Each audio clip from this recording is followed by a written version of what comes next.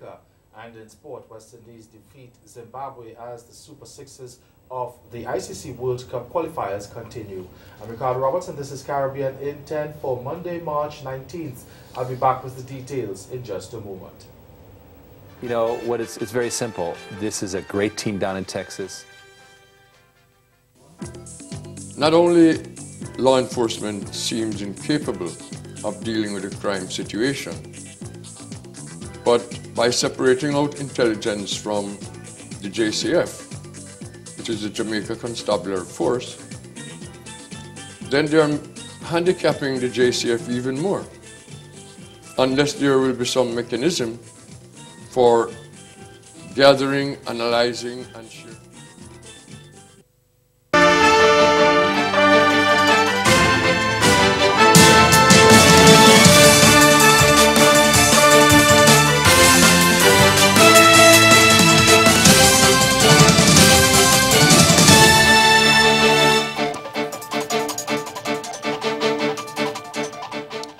We begin in Jamaica, where Prime Minister Andrew Holness yesterday declared a state of public emergency in sections of the Central Parish of St. Catherine in an effort to fight crime.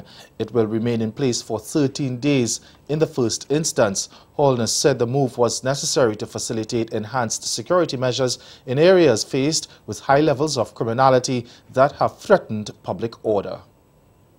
Crime and violence, in particular murders, have been escalating in this police division. The security forces have advised me as Prime Minister in writing that a high level of criminal activity continues and threatens public order and the rule of law. This threat is extensive. The Governor General signed the proclamation under the Emergency Powers Act to bring into effect these enhanced security measures. The proclamation has also been gazetted.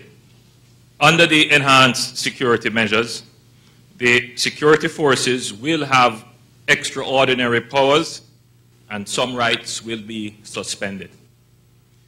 This does not mean that the use of these extraordinary powers can be arbitrary or are beyond review. Security forces will have the power to search, curtail business operating hours, and detain persons without a warrant. And anyone using roads in and out of the area will be subject to being searched.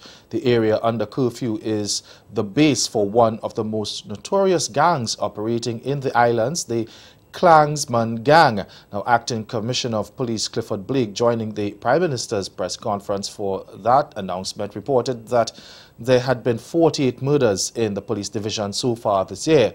There is already another state of public emergency in the western parish of St. James.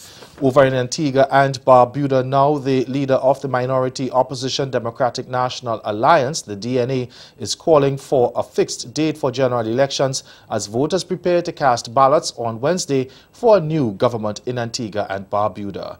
Joan Messiah, who formed the DNA after parting ways with the main opposition UPP, said if her fledgling party is elected to office, it would move to introduce legislation that would curb the powers of the Prime Minister to call snap elections. She said she believed most people wanted to go that route, but she acknowledged that consultation would be first required. Prime Minister Gaston Brown called the general election more than a year ahead of the constitutional deadline. Observers believe the election will be a fight between the ruling Antigua-Barbuda and Barbuda Labour Party and the UPP, but Messiah believes her DNA also stands a chance of forming the next government.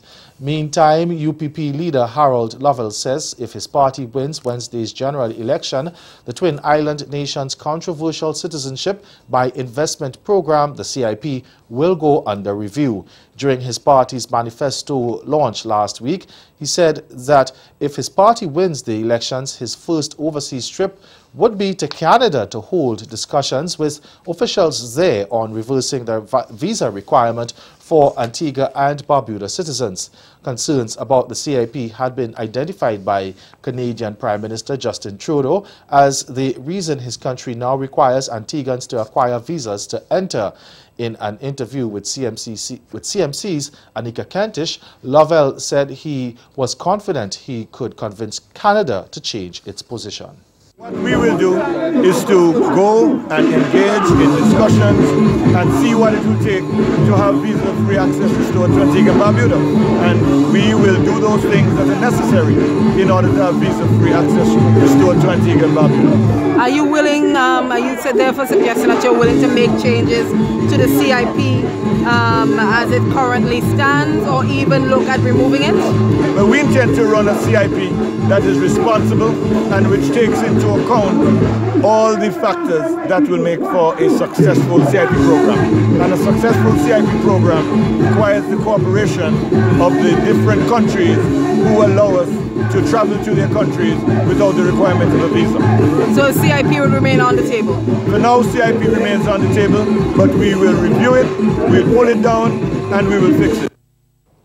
Stay with us, your Midday Sport is next.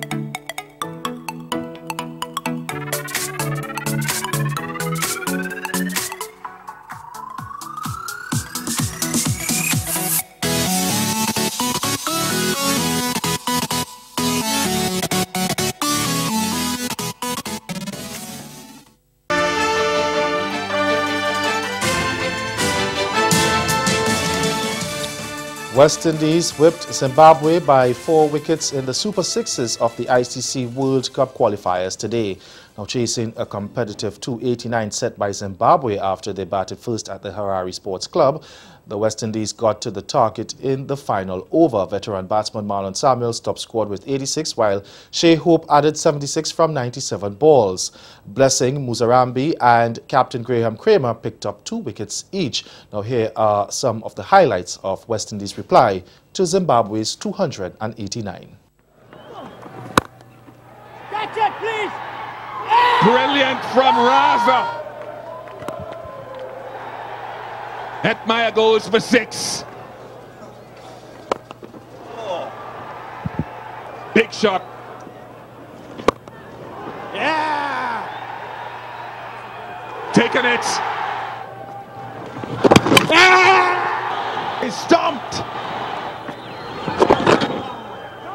Shot. Bang! Out of there.